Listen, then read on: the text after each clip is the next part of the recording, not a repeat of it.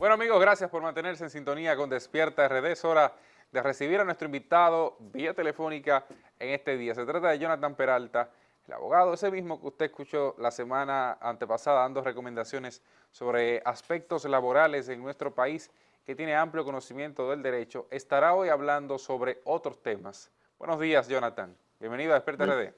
muy buenos días, Cristian, Ana Mercy, y a todos los que nos escuchan. Jonathan, buen día, bienvenido. Yo sé que tenemos muchos temas, pero yo quiero comenzar con la parte de los bancos. ¿Por qué quiero comenzar con los bancos? Porque todos celebramos cuando las instituciones bancarias nos dieron ese respiro, ese espacio, esa prórroga, pero nadie leyó las letras chiquitas. De por sí nosotros no tenemos esa capacidad visual para ver esas letras chiquitas que le ponen a a todos esos Y contratos. las ópticas no están abiertas para no Exacto, buscarse los para lentes. uno cambiarse los lentes. Entonces, las letras chiquitas, Jonathan, dicen, en algunos casos, que estos 3 meses de beneficios de respiro que tenemos los clientes de bancos para préstamos personales e hipotecarios o todo ese tipo de cosas que uno se mete, cuando llegue el día de pagar, vamos a pagar los intereses de esos 3 meses y después que vamos a pagar la cuota. ¿Es así? Bueno, depende del contrato que se haya estipulado. Generalmente, cuando te dan 3 meses sin intereses, se aplica. Eso es una regla. Sin embargo, por eso siempre sería bueno ver las letras pequeñas, porque hay algunas campañas que te difieren los intereses más adelante. Todo va a depender del tipo de contrato que se firmó específico. O sea que cada caso es particular, como se dice habitualmente. No, no, será que cada, Es correcto. Cada caso es muy particular. o Y cada depende institución también del bancaria. banco. Bueno, hay mucha gente que se ha quejado de que un banco sí, que el otro no, etcétera, etcétera. Pero el gobierno, según tengo entendido, lo que dio fue una exhortación, una recomendación a los bancos para afrontar esta situación del COVID-19 de materia económica. ¿Es de carácter obligatorio la aplicación de ese tipo de medidas en cada una de las instituciones financieras?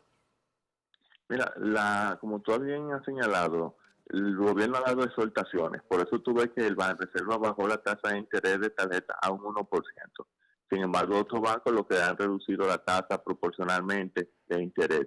Mientras el gobierno lo que haga sean dar exhortaciones, eh, será la discreción de la entidad financiera.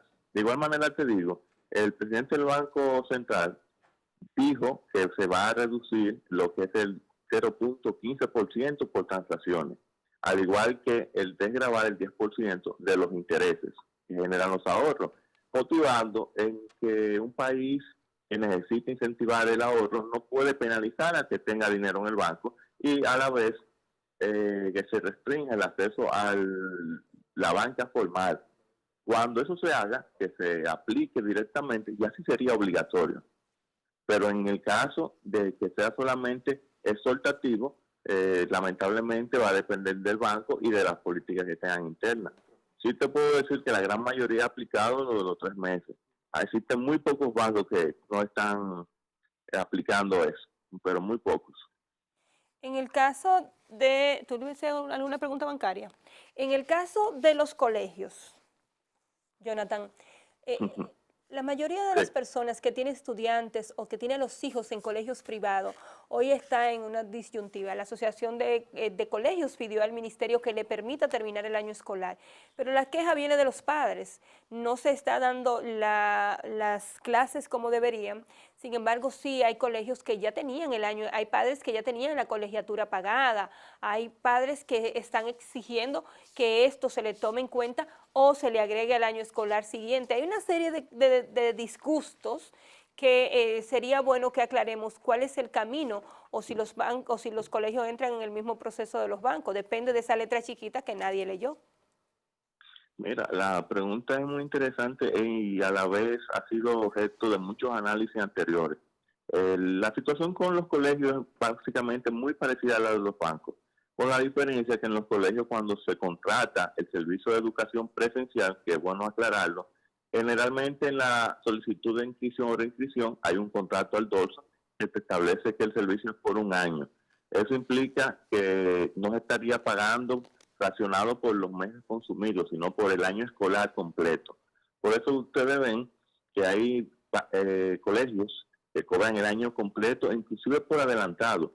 Ahora bien, los colegios son regulados por el Ministerio de Educación, quien es su máxima autoridad, y en este caso tenemos en convergencia dos situaciones interesantes. La primera es que aunque yo tengo un contrato de servicios por un año, ese contrato de servicio es para una actividad muy específica, que es la educación presencial, con actividades presenciales en el centro educativo y actividades que se dejan para la casa. En la situación actual, lo que tenemos es simplemente una situación de actividades vía online, donde se te aplican tareas, se te aplican actividades para realizar en el hogar, se envían a los centros educativos y esto las evalúan. Evidentemente el contrato aquí ha sufrido una variación de hecho. Lo correspondiente sería que se adaptara o se ajustaran los términos de ese contrato a la realidad, ya que yo no contraté para una educación virtual, como hay muchas modalidades ya inclusive a nivel de universidades internacionales y cursos online que ya son muy famosos. Esos cursos, es bueno aclarar, tienen una cuota específica, porque yo no voy al centro educativo, no voy a consumir las instalaciones, no voy a generarle costos. Y ese es el caso de los colegios.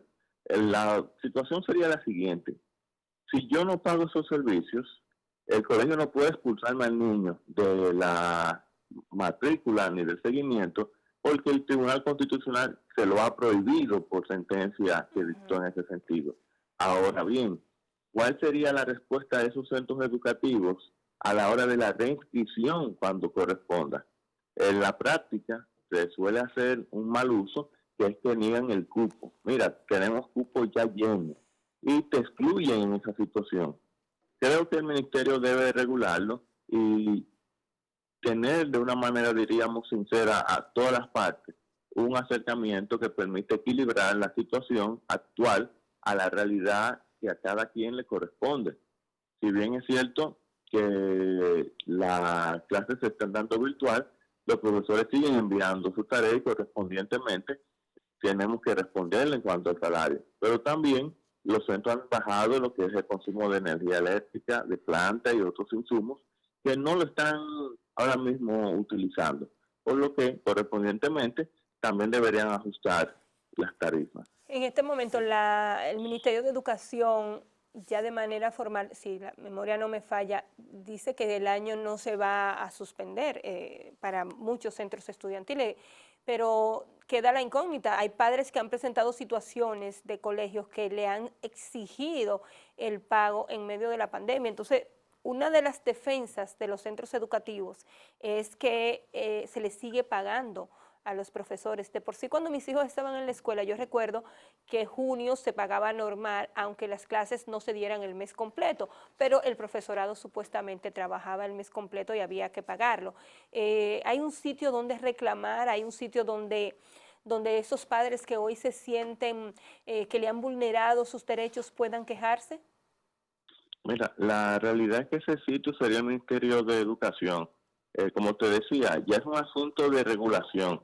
Aquí lo que se necesita básicamente es que el país se aboque a una ley que regule lo que son las tarifas de los colegios. Incluso, déjame decirte, en la ley de educación hay una categoría de colegios, según las condiciones que tengan.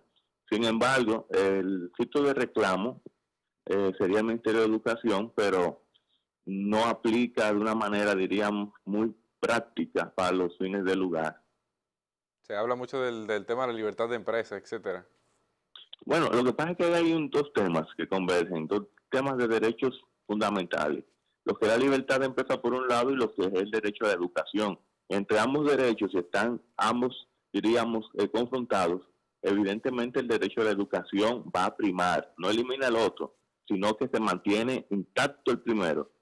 Claro, como había dicho al inicio, el problema será un asunto práctico. Si te niego la inscripción porque no has correspondido con el pago, yo no estaría violando tu derecho a la educación. Tu derecho a la educación está garantizado por todos los planteles educativos que tiene el Ministerio de Educación a nivel nacional, que es lo que básicamente el Estado debe de garantizar, el acceso a la educación. Y eso se garantiza mediante todo el sistema público de educación. Jonathan, Ahora, sí, dime. no, concluye la idea. Lo interesante aquí sería, se ha discutido, en la inscripción que se paga anualmente, que no debería de cobrarse. El mes de agosto, que no se da clase, que empieza la tercera semana, también se cobra. Y el mes de junio, que termina siempre en la primera semana, también se cobra. Esos son aspectos importantes de regular. Yo recuerdo en mi oportunidad de asistir a 5 colegios que en ese periodo ellos le dan unas vacaciones no pagas de entre junio y julio a los maestros y agosto se pagaba la mitad. Es decir, los colegios tampoco son muy sinceros en cuanto a la contratación con sus profesores. Por eso tú ves que en la actualidad hay una migración masiva al sector público de muchos profesores que trabajan o trabajaron habitualmente en el área privada. El caso, Jonathan, de las instituciones financieras, pero que no son del sector bancario, es decir, cooperativas, las denominadas financieras que tienen sus condiciones de préstamos habituales, pero que no están sujetas a la supervisión de la superintendencia de bancos, etcétera, y por ende no aplican políticas en el sentido de, digamos que suspender los pagos, dar una prórroga, reducir intereses, etcétera, y cómo esto afecta a un sector informal que se nutre mucho de este tipo de instituciones fiduciarias. ¿Cómo ver soluciones hacia ese sector? Mira, la realidad es que, delimitando, las cooperativas tienen un instituto que lo rige, que tienen, es decir, es un ente regulado que debe tratar de las políticas, pero bien interesante, en medio de esta crisis, no han salido a hacerle recomendaciones a la cooperativa como se le han hecho a los bancos. En cuanto a lo que se llaman normalmente financieras, que si fueran formalmente, como su nombre lo indica, sí serían reguladas, o vamos a decir, las financieras o los negocios informales de préstamos, que no entran en la ley monetaria, la situación viene siendo muy parecida al hecho de la fuerza o causa mayor. Sin embargo, eso debería de judicializarse en el momento de los cobros de los intereses, para que ya sean los tribunales que decidan si yo tenía la posibilidad de cumplir con mi compromiso o no la tenía, o qué me impidió a cumplirlo. Y en ese escenario buscar lo que sería una especie de protección o tutela al usuario. Sin embargo, déjame decirte que el panorama sería muy triste, porque al parecer sería el símil que pasa ahora mismo con los alquileres. Aunque muchos de los inquilinos no están pagando porque no están trabajando y percibiendo salario, el propietario de los inmuebles que tiene, en su momento, si no paga, iniciará un proceso de desalojo y cobro de los alquileres vencidos a nivel judicial, y debemos de preservar ese derecho a la propiedad, por lo que evidentemente los tribunales deberán ordenar el desalojo al comprobarse que no se ha cumplido con el pago. Más allá de la causa de fuerza mayor, en estos momentos sí sería una limitante para cualquier tipo de ejecución o proceso de cobro compulsivo, si se le quiere llamar. Jonathan, ¿cómo tú ves la posibilidad de una regulación de los precios de alimentos, de establecer, digamos, que un parámetro límite, un tope al precio de esto para que no se disparen, para que no se produzca hasta cierto punto una especulación con algunos productos que son sumamente demandados en un país como este, y tomando en cuenta el aspecto de la libre empresa, pero también el aspecto de salvaguardar el derecho de la población a acceder a alimentos especialmente? Mira, el tema de los precios y las regulaciones que en ese sentido deben aplicarse es un tema un poco complejo, porque la libertad de empresa tiene el derecho de permitir que los precios fluyan según la oferta y la demanda. El sector regulador, es decir, la parte que lo regule, el gobierno como tal, no puede inferir de una manera muy directa y abierta en congelar un precio, en paralizar un precio de alimentos, como por ejemplo pasa en el sistema de los hidrocarburos, que es regulado por ley. Aquí básicamente lo que tendríamos que ver es que la ley de estado de excepción no contempló esa situación en la misma, por lo que el gobierno no tiene un mecanismo legal en el sentido de aplicación con consecuencias si no se ejecuta de congelar los precios. Lo que sí tiene es una forma de compensación práctica, comprando directamente a los productores y poniendo esos productos a la disposición de la población a un costo, diríamos, asequible, lo que permitirá que el mercado se autorregule ajustándose a esos precios para poder competir. Bien, bien. Yo creo que con estas Que quedamos claros. indicaciones quedan claros algunos aspectos de la vida diaria, de lo habitual del dominicano que desconoce cómo ser tratados. El tema de los colegios es fundamental, el tema de las instituciones bancarias con las que se tienen compromisos de pago, aquellas personas que tienen préstamos, ya ahí tienen recomendaciones. También el tema de las financieras, aquellos que no tienen un crédito suficientemente bueno para poder acceder a un préstamo bancario o a un préstamo con una institución supervisada por la superintendencia, pero que sencillamente se aprovechan de otras facilidades que pudiesen tener en determinado momento. Jonathan, mil gracias por estas prerrogativas. Esperemos que más adelante podamos seguir teniendo este tipo de contacto para estar conscientes de lo que sucede en nuestro entorno. Muchas gracias a ti, Cristian, y a Ana Mercy, y al público que nos escucha por la oportunidad de poder acompañarle y brindarle un poco de consejo en estos momentos. Claro, y además, Jonathan, cualquier otra información importante que tengas, que te llegue, pues por favor, como siempre, esta es tu casa para nosotros conectar con la población dominicana y llevarles de primera mano todo lo que acontece. Así que gracias por la oportunidad de conectar. Gracias a ustedes. Feliz resto del día. Así nos vamos a la pausa. Nos manténganse con...